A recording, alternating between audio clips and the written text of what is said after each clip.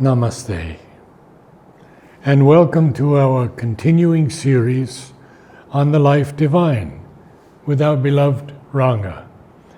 Today we are going to do the summary of the last paragraph of the chapter, The Boundaries of the Ignorance, and then we'll go into the chapter 12, The Origin of the Ignorance. Have we done the last para? We read it, We have read it. but we have not done the summary. Okay, so we'll go through it and then read the summary and then go on to the chapter. Yes. So, Sri Aurobindo in this chapter is discussing the boundaries of the ignorance. Where is the ignorance? Where is it starting? Where is it ending? How far is it extending? That he has heard. But you have noticed also he has told us, we'll read the summary of what he said earlier, then we get an idea of what he is saying. So, the previous, last but one paragraph, he says, but this is not the end of human ignorance. Not only is man ignorant of the subconscious, the intraconscious and the superconscious, but he is also ignorant of the world he lives in and acts by. We know very little of the world. Of course, science claims that they are knowing more and more of the world, and that is true, but it is still, they have only scratched the surface, nothing more than that. Okay, so the main sign of this ignorance is that he regards the world as outside himself, whereas the truth is that the world is in him if he wants, and he is in the world, but the world also is in him if he expands his consciousness. But he thinks himself limited and he thinks the world is outside him. The truth is it is not outside him. The whole world is inside him also. Okay, so the main sign of this ignorance is that he regards the world as outside himself, separate and other than himself. And this is because of his ego, the element in him that separates, divides and externalizes all other than himself. Whatever is outside him, he thinks it is other than him. Even when he experiences the superconscious, the self, he considers it to be something outside himself, an extra cosmic God. Even the subliminal, when experienced, is considered by him to be a greater person, a greater consciousness other than himself. In the world, he sees himself as a small bubble in an infinite ocean. But when he enters the superconscious, his consciousness becomes cosmic, commensurate with the universe. Then he sees his body as a small knot of cosmic matter. He sees his vital life as a tiny wavelet of the universal ocean of prana. He sees his mind as a minute receiving and recording station, but also as a translating and transmitting station of mental waves. He sees his individual soul as an inalienable portion of the eternal spirit when he rises to the superconscious. Then, this is the ego, thus it is the ego that keeps us bound to the ignorance. And there is the egoistic ignorance. Now, we read the last para that we have to read today. We read it already. We have read it, so I'll go through and see if there's anything to be said. As we are ignorant of our existence in time, except the small hour which we which we remember, so we are ignorant of ourselves in space, except the small span of which we are mentally and sensationally conscious. The single body that moves there, and the mind and life which are identified with it. And we regard the environment as a not self we have to deal with and use. It is this identification and this conception that form the life of the ego. So, What's he referring to in the first sentence? As we are ignorant of our existence in time. He's saying we don't know our past lives and we don't know our future lives. So, and we are identifying ourselves with our body-mind life and thinking that we have to use the universe. That is why we are exploiting. We are digging out the earth and taking out all the minerals and using it up. We are cutting down trees and using it to build houses and furniture. So we are using the universe, whereas it's part of you. It's almost like you are cutting yourself. So, space, according to one view, is only the coexistence of things or of souls.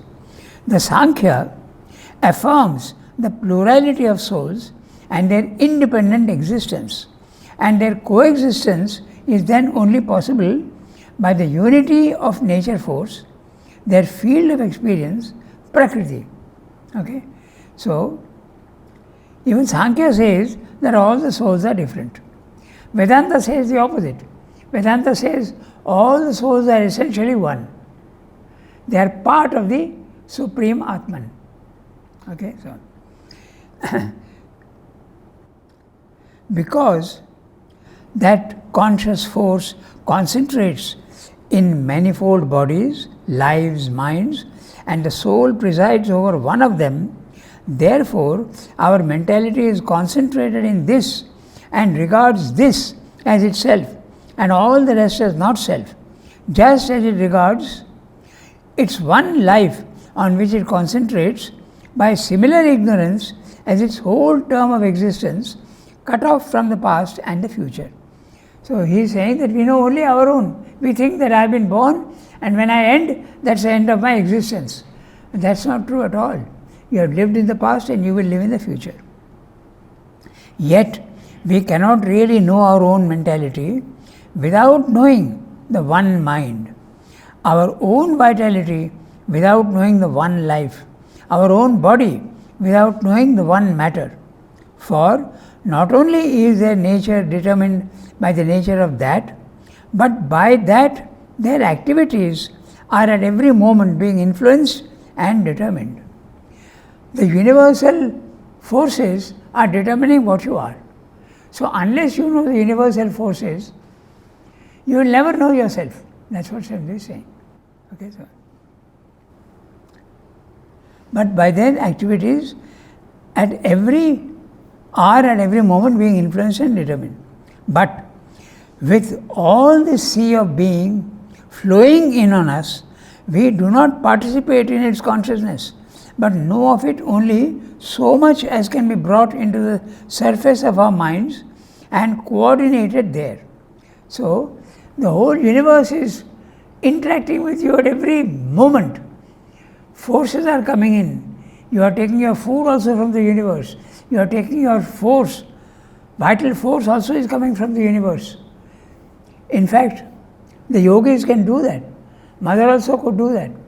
She would smell a flower and get the energy, draw energy from the flower. So they know how to use these things. Now we have learned how to use energy in nature. But we require instruments for that. We need a windmill, we need a photovoltaic cell, then we can. But the yogi doesn't need a windmill, nor does he need a photovoltaic cell. He can just, or the big dish, as in Orville, the kitchen, you need instruments to tap into the energy of the universe. But not a yogi. A yogi can directly, without instruments, tap into the energy. Okay? That's what Swami is pointing out. We don't know that. The whole universe is only sustaining you in every way. So, we don't know that. No, but know of it only so much as can be brought to the surface of our minds and coordinated there. The world lives in us, thinks in us, forms itself in us, and yet we don't know that. The world is supporting our body with food, the world is supporting our emotions with universal emotions coming in, and also universal mind is sending mind waves into your individual mind. And we are completely ignorant of that because of ego. Okay. The world lives in us, thinks in us, forms itself in us. But we imagine that it is we who live, think, become separately by ourselves and for ourselves. As we are ignorant about timeless, of our superconscious, of our subliminal being and subconscious selves. Where is it gone? Yeah. So we are ignorant of our universal self. This, in fact, he is summarizing whatever he said earlier. We don't know the absolute from where we have come. We don't know our past lives. We don't know our intraconscious, subconscious. There are three ignorances that he has spoken about. Okay, and we don't know the ignorance of the ego. So these three things he has spoken about. This alone saves us, that ours is an ignorance which is full of the impulse and strives irresistibly, eternally, by the very law of its being, towards the realization of self-possession and self-knowledge. A many-sided ignorance, striving to become an all-embracing knowledge, is the definition of the consciousness of man, the mental being. Or, looking at it from another side, we may say equally that it is a limited, separative awareness of things, striving to become an integral consciousness and an integral knowledge. So, we are very ignorant, and he has given us three ignorances. He has not spoken of all the 7 ignorances yet. So, he has told you to a certain extent the boundaries, but he has not told us fully what the boundaries are.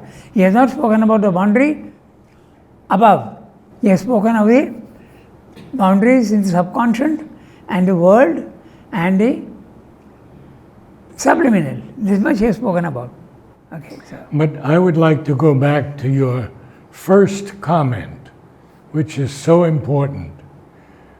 To understand it a little better, you said that this whole world is our body. Yeah. And we are destroying it by digging out minerals, by cutting down trees. We are harming ourselves. Harming ourselves. But is it not possible that this is a positive aspect also? Because the trees living alone, lightning strikes and they're wiped out. Yeah. And yet we can maintain the trees in good health. That's what we should do. That's exactly what we should do. And if you use a tree, replace it by another tree. Don't destroy nature. Correct. That's the whole idea. Correct. Very good. So, this paragraph that we have read just now, I'll read the summary and we go on to the next chapter. Very good. As we are ignorant of our existence in eternal time, that's a temporal ignorance, we have many lives of which we know nothing, so too we are ignorant of space except our immediate environment. Right now, I don't even know fully what this room is all about. Okay, so, and let alone the space of the universe. So, what is space? In one view, it is the simultaneous coexistence of objects and souls. Sankhya, agreeing with this view, does posit the existence of infinite souls. Advaita disagrees and says that there is only one universal soul, of which individual souls are only portions. Sankhya also says that souls are independent and have to connect with each other. They all exist in one single nature, which is Prakriti, one single playground for the play of all souls. Whatever the theories, there is one common field in which all exist. Advaita says that space is self-conceptive, self-extension of the one supreme being. Space is the one existence, substance, in which Sat Chit Ananda is displaying its power of form creation by the Chit Shakti, conscious force. This Chit Shakti seems to distribute itself into many souls, and each concentrates itself in the individual form and considers all others as alien to itself. That's the whole problem. But to oneself, one must know this one common existence, the common mentality, the common prana, the common matter. It is this common universe that determines the individual form, mind, vital and soul. Without knowing this universality, we will never know ourselves fully. So, science is trying to get the truth of the universe, not even making an effort to know himself. But even that is only a scratching of the surface. And those who are also concentrating on knowing their own self, they have to know the universe also. There is a very interesting saying of Mother, where she says, if you want to know the supermind, because that's an integral knowledge, you have to know the whole universe at one single moment, not in sequence. Today I know this, tomorrow I know this. No. At one single moment you must know the whole universe.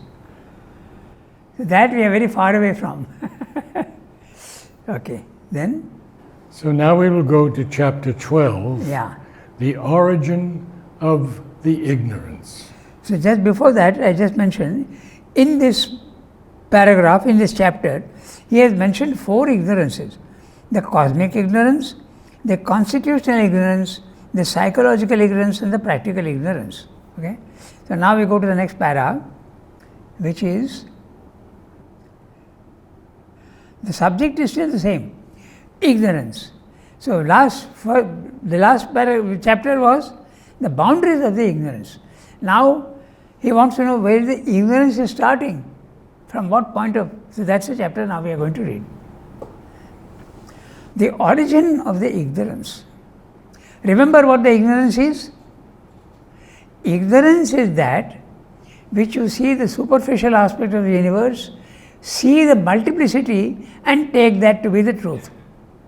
That is ignorance.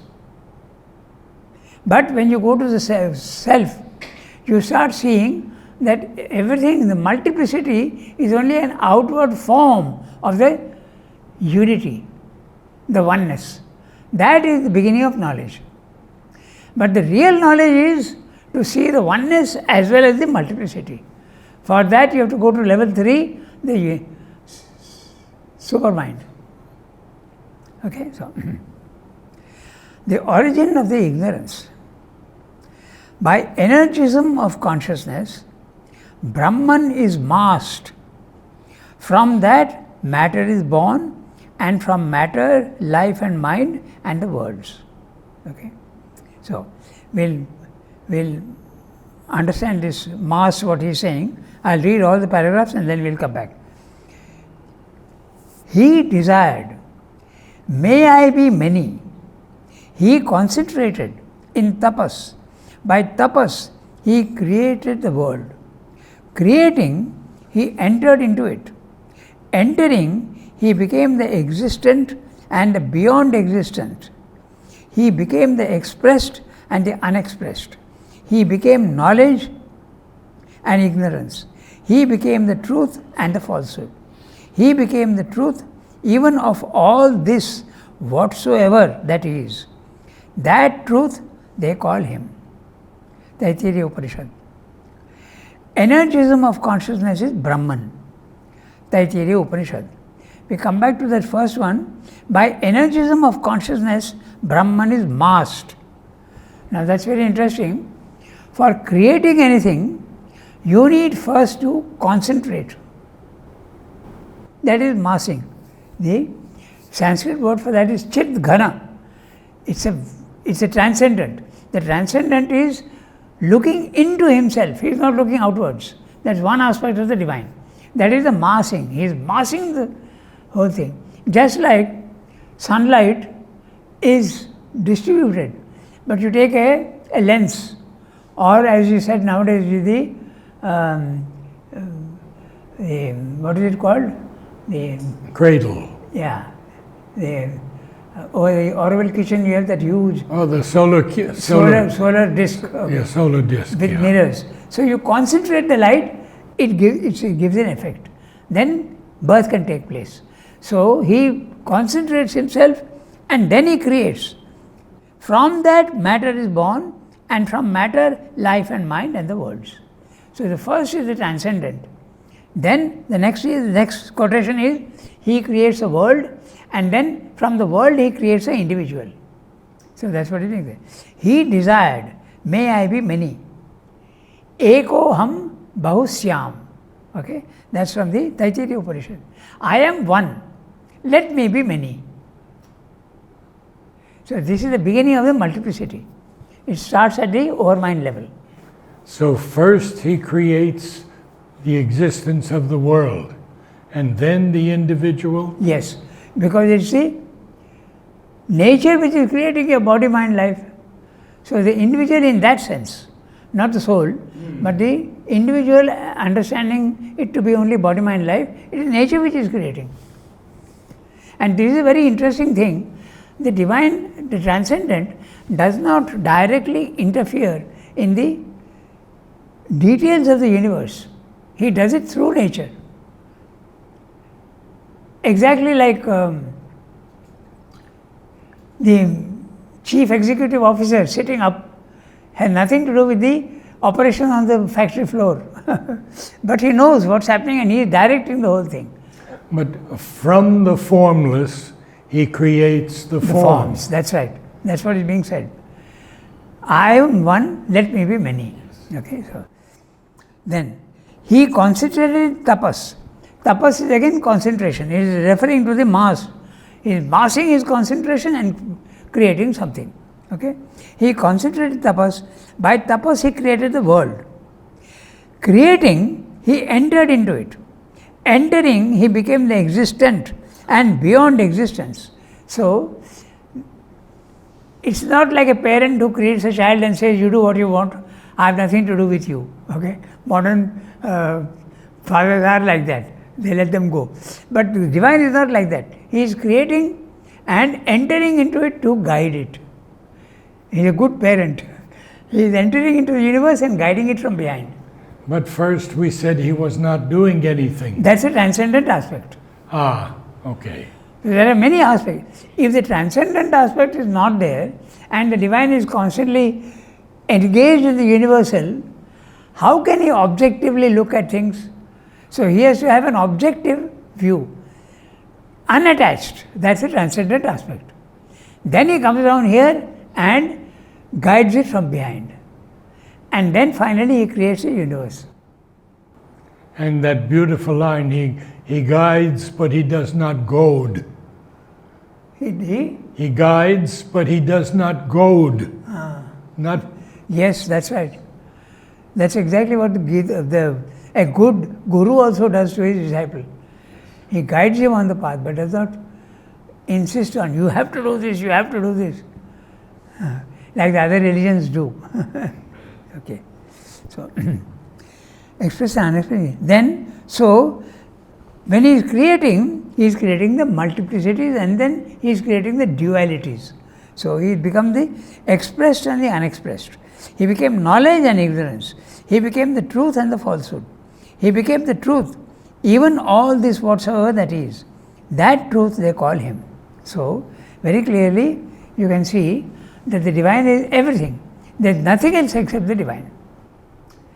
We now read the first paragraph of the chapter. It becomes necessary and possible, now that so much has been fixed, to consider at close quarters the problem of the ignorance from the point of view of its pragmatic origin. Practically, where is it beginning?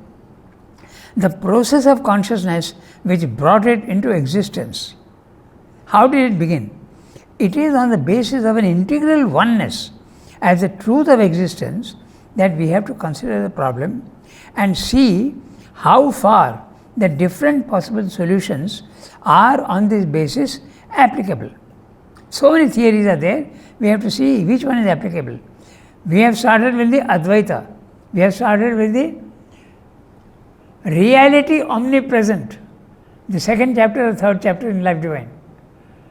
Reality omnipresent, that's only one thing is there, and that's the reality. So, we have started from that basis. We have not started from the Sankhya philosophy that there are two ultimate realities, Purusha Prakriti, but we are starting with only one ultimate reality, that is Satchidananda. So on that we will base our enquiries and our examination of ignorance. Okay, so how is even an apparent division effectively operated and kept in continuance in the indivisible? If we are starting from one, how did the many come into the picture? And how is it maintained? That's the whole thing. Constantly maintained. The being, integrally one, cannot be ignorant of itself. And since all things are itself, conscious modifications, determinations of its being, it cannot either be ignorant of things, of their true nature, of their true action. But though we say that we are that the Jivatman or individual self is no other than the Paramatman, no other than the Absolute, yet we are certainly ignorant both of ourselves and things, from which this contradiction results, that what must be in its very grain incapable of ignorance is yet capable of it, and has plunged itself into it by some will of its being or some necessity or possibility of its nature. So, very interesting what he is saying. We will finish the para and come back. We do not ease the difficulty if we plead that mind, which is the seat of ignorance, is a thing of Maya, non-existence, not Brahman, and that Brahman, the Absolute, the sole existence, cannot in any way be touched by the ignorance of mind, which is part of the illusory being, Asat, the Illusory. non-existence. This is an escape which is not open to us if we admit an integral oneness, for then it is evident that in making so radical a distinction and at the same time cancelling it by terming it illusory, we are using the magic or Maya of thought and word in order to conceal from ourselves the fact that we are dividing and denying the unity of the divine. For we have erected two opposite powers, Brahman, incapable of illusion and self-illusive Maya, and pitchforked them into an impossible unity. If Brahman is the sole existence, Maya can be nothing but a power of Brahman, a force of his consciousness or a result of his being. And if the Jivatman, one with Brahman, is subject to its own Maya, the Brahman in it is subject to Maya. But this is not intrinsically or fundamentally possible. The subjection can only be a submission of something in nature to an action of nature, which is part of the conscious and free movement of the spirit in things, a play of its own self-manifesting omniscience. Ignorance must be part of the movement of the one, a development of its consciousness knowingly adopted, to which it is not forcibly subjected, but which it uses for its cosmic purpose. Quite a difficult paragraph. So we have to go a little into detail. First, he is giving us the problem. We are starting from the theory that there is one ultimate reality and everything is the ultimate reality. If everything is the ultimate reality is not ignorance. It knows itself fully. Yes. Then from where did ignorance come? That's the problem. So there is a contradiction, and he is saying that the Mayavadin theory and the Buddhistic theory we can't accept. We won't accept that because we don't think that there is a fissure. We don't think that there is a division. There is no division at all. There is only oneness everywhere. So we don't accept that. Because of our standpoint. Those who are accepting, it's okay for them. The Buddhist is saying the world is unreal and I don't bother about it. But my view is different, Shamdu says. My view is that the physical world also is the divine. But it is in transition. There is an evolution and it is slowly going towards divinity. So we will take that standpoint and see how ignorance is there and how we can cancel ignorance. That's what we will do. That's what he's saying in the para. Okay, so I'll read slowly each sentence and we'll see if it is clear. It becomes necessary and possible, now that so much has been fixed, to consider at close quarters the problem of the ignorance from the point of view of its pragmatic origin. Okay? He is saying pragmatic origin because when you go up to the spiritual planes of consciousness, you see that this ignorance doesn't exist. It is Maya. It is something unreal. So you jump to the conclusion of Buddhists and the Mayavadins. So simply is saying we won't accept that. Okay, so we will accept only, we will see pragmatically how it is arising. We take the physical world to be a truth. Pragmatic origin. The process of consciousness which brought it into existence. It is on the basis of an integral oneness as the truth of existence that we have to consider the problem and see how far the different possible solutions are on this basis applicable. So when he is talking the integral oneness, he is saying we are basing ourselves on Advaita, the Advaita philosophy. Okay? So whatever we conclude should not contradict the Advaita philosophy. So that's what he is saying. How could this manifold ignorance or this narrowly self-limiting and separative knowledge arise and come into action or maintain itself in action in an absolute being who must be absolute consciousness and therefore cannot be subject to ignorance? So something which is incapable of ignorance, how has ignorance come in? That's what you have to see. Okay. How is even an apparent division effectively operated and kept in continuance in the indivisible? We are starting from the indivisible. Then how is there division here? How are you separate from me? From where has this come? Okay, so the being, that means the Supreme Being, integrally one, cannot be ignorant of itself. God cannot be, to make it simple, he is using philosophical language, but God cannot be ignorant of himself. Okay, so, and since all things are itself conscious modifications, determinations of its being, yes, there is multiplicity, but these multiplicities are conscious modifications. They are all conscious modifications, determinations of its being. It cannot either be ignorant of things or their true nature, of their true action. But though we, now note very interestingly that Sri Aurobindo is saying, he is starting sentences with but and because. The purists will jump at it. They will say, oh, you can't start a sentence with but because. You can't start a sentence with but. But he is doing that all the time. So, in other words, he is mocking at the rules, language rules made. I will use any language I want so far as I am clear. And he uses it liberally in poetry also. Okay.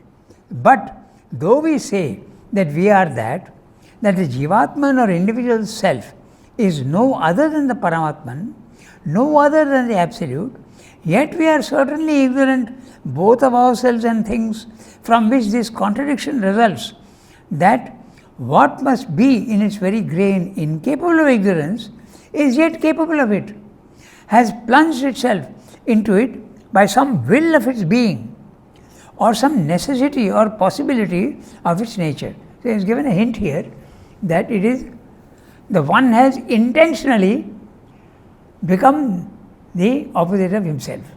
Okay, he has just given a hint. Okay, so and then somebody is saying, we do not ease the difficulty if we plead that mind, which is the seat of ignorance, is a thing of Maya, non-existent, not Brahman, and that Brahman, the Absolute, the sole existence, cannot in any way be touched by the ignorance of mind, which is part of the illusory being, Asat, non-existence. He is referring to Buddhism and Mayavada.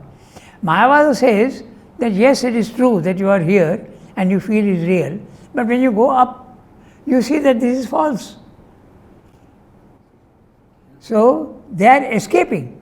They are saying this problem that Srimad is trying to consider does not come into the picture at all.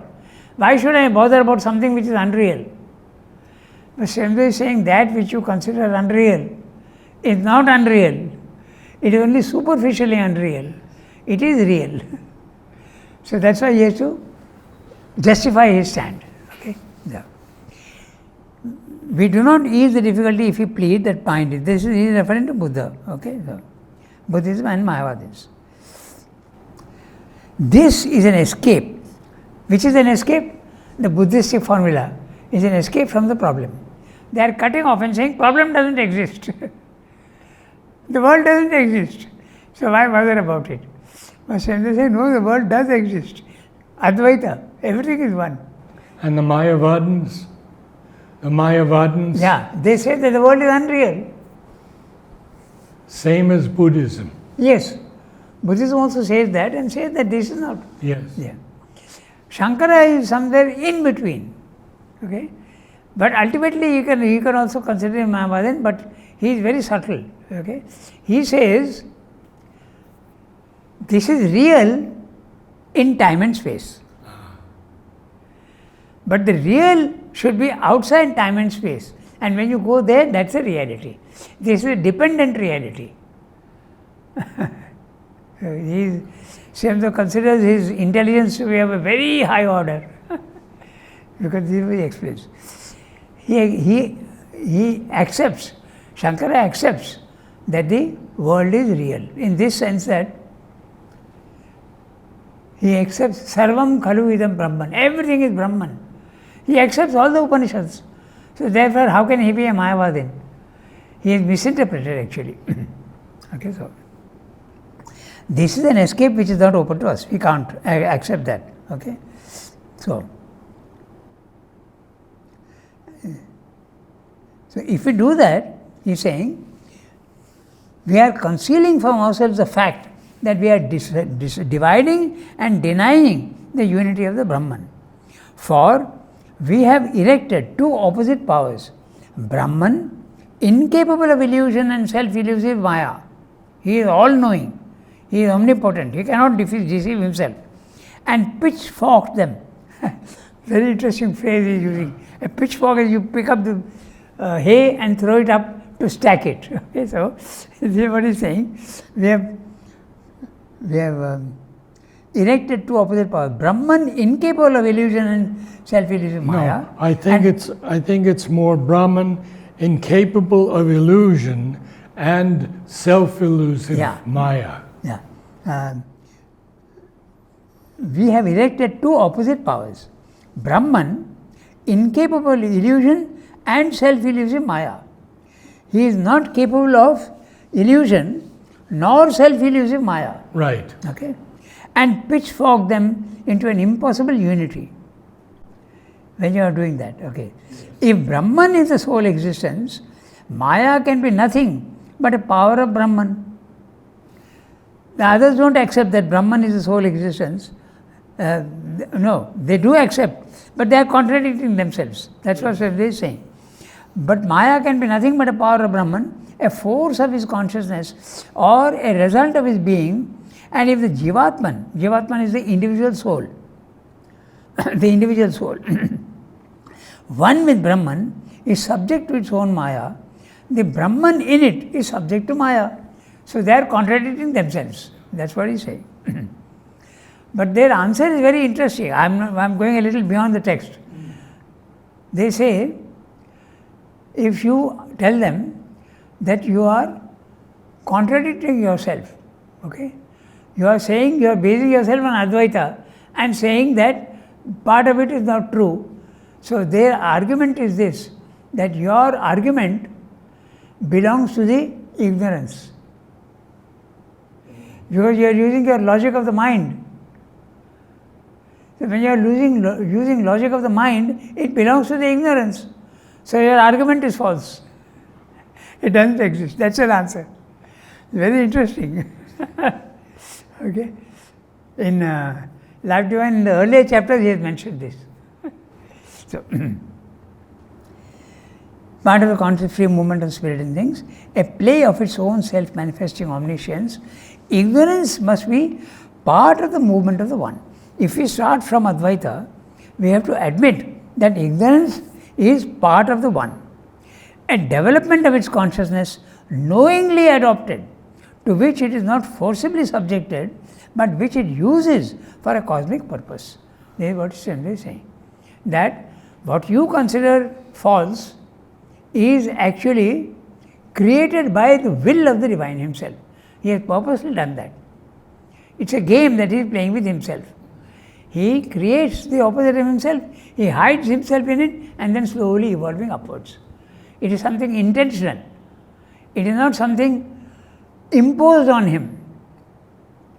If it is something imposed on him, then he is incapable. He is not omnipotent. Exactly. So, it is something imposed, not imposed on him, but self-created. The ignorance is self-created. That's what he is saying. It is not open to us to get rid of the whole difficulty by saying that the Jivatman and the Supreme are not one. Okay? So, we will come back to it. But eternally different. This is the philosophy of the dualists. Okay, they say that you can have a relation with the Divine, but you can't become the Divine. Whereas Advaita is saying that you are the Divine. That's the difference. So, he is considering the dualistic philosophy here in this para. It is not open to us to get rid of the whole difficulty by saying that the Jivatman and the Supreme are not one, but eternally different. The one subject to ignorance and the other absolute in being and consciousness, and therefore in knowledge.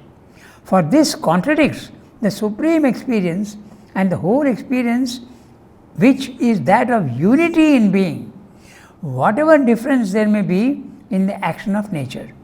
So, simply saying there is an experience where you see that everything is one. The others are not maybe seeing that fully. Okay? So, it is easier to accept the fact of unity in difference, which is so evident and pervasive in all the building of the universe, and satisfy ourselves with the statement that we are one yet different, one in essential being and therefore in essential nature, different in soul form and therefore in active nature. So, simply saying, if you say that we are one and yet there is multiplicity, I can accept that. You see that in the physical world. Take for instance, any species of animals, okay? There is something called catness, and there are cats. So, the catness is the unity. You see that there is something fixed and one, and there are multiplicity as with that. All the cats are different, and yet there is something common to them, that is a unity. So, we see that, so you can accept that oneness and multiplicity can coexist. We can see that, that is what he is saying. Okay, he is saying that in nature, it is easier to accept the fact of unity in difference, which is so evident and pervasive in all the building of the universe. In the universe, everywhere we see that oneness is there and multiplicity is there, fully compatible with each other. Would you call it, as Mother said, the genius of the species? Yes, that's right, something like that. In fact, it's an interesting question that does a collectivity have a soul? Okay? You mentioned that genius of the species, you said. Yes. So, is there a collectivity of the soul? That's very interesting. Okay? You have a soul individually, but at the animal level, Sri Aurobindo says, there is not an individual soul, but a group soul. Yes. So, that's what you are meaning by genius of the species. Yes. So, there is a group soul. Each ant does not have a soul, but all the ants together have a group soul. That is there. So, that is a unity, and the multiplicity is the different individuals. That is what he is saying, we can accept that. Okay, so, and satisfy ourselves with the statement that we are one yet different, one in essential being and therefore in essential nature, different in soul form and therefore in active nature. Okay. But We thereby only state the fact, leaving the difficulty raised by the fact unsolved. I am accepting, but still it's a problem. They seem to be opposites. How that which belongs in the essence of its being to the unity of the Absolute, and should therefore be one with it and with all in consciousness, comes to be divided in its dynamic form of self and its activity and subject to ignorance. It is also to be noted that the statement would not be wholly true, since it is possible for the Jivatman to enter into unity with the active nature of the One, and not only in a static essential oneness. So, we will discuss that. Or we may escape the difficulty by saying that beyond or above existence and its problems, there is the unknowable which is beyond or above our experience, and that the action of Maya has already begun in the unknowable before the world began, and therefore is itself unknowable and inexplicable in its cause and origin. This would be a sort of idealistic as opposed to a materialistic agnosticism. But all agnosticism is subject to this objection, that it may be nothing but our refusal to know, a too ready embracing of an apparent and present restriction or constriction of consciousness, a sense of importance which may be permitted to the immediate limitations of the mind, but not to the Jivatman who is one with the Supreme. So, in other words, he says that if someone says that the ultimate reality is unknowable, I will not accept. Everything is knowable. In fact, in Life Divine, he says very clearly one thing: whatever exists in the universe is knowable because there is a corresponding capacity in us to know it. So, this is what he is saying here in different words. Okay? So, the Supreme must surely know himself and the cause of ignorance, and therefore the Jivatman has no ground to despair of any knowledge or deny his capacity of knowing the Supreme, integral Supreme, and the original cause of his own present ignorance. So, he does not agree if the philosophy is, the dualistic philosophy is there, and the individual soul can have a relation with the divine but can never become the divine. I don't accept. So, they are saying everything is knowable. The language is complex because he goes on giving so many arguments one by one, but this is basically what he is saying. We'll continue on today? Saturday. Okay. Namaste. Namaste. So we continue with this new chapter, The Origin of the Ignorance, on page 588.